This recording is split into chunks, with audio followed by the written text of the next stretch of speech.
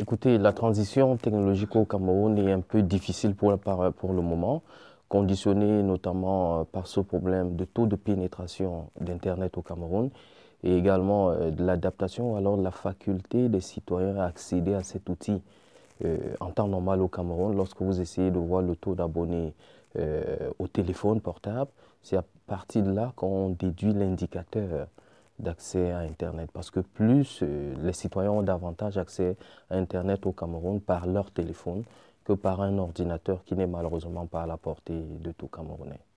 D'accord.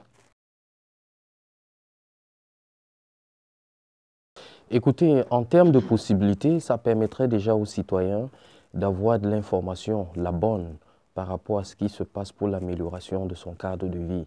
Parce qu'une chose est d'avoir les données, une chose d'accéder à l'information, parce qu'il faudrait déjà préciser qu'il n'existe pas une loi sur l'accès à l'information au Cameroun, ce qui est par ailleurs appelé dans le système anglophone le Freedom of Information Act. Donc du coup, le citoyen lui-même ne sait pas qu'accéder à l'information est un droit fondamental et pour sa survie et pour l'amélioration de son cadre de vie et qui en même temps devrait lui permettre de contrôler l'action citoyenne. D'accord. Écoutez, on est venu du Cameroun d'abord après la formation de Dakar qui précède ce sommet.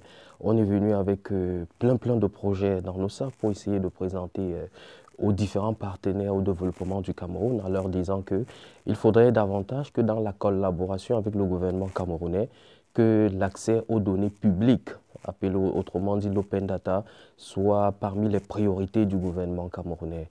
Et à cela, on pourrait le dire, par exemple, au niveau des mairies. Vous savez que c'est au niveau des mairies ou alors des communes que la démocratie s'implante beaucoup mieux, qui est par exemple une charte sur l'accès à l'information locale qui permettrait par exemple aux mairies de mettre à la disposition des citoyens des données, notamment les données au niveau du fichier de l'état civil, des projets qui sont en cours dans la commune, le montant, pourquoi pas, du développement qui est par exemple engrangé auprès des bailleurs de fonds et beaucoup d'autres données qui permettent par exemple aux citoyens d'avoir une idée, ne serait-ce que panoramique, de ce qui est fait justement dans sa commune.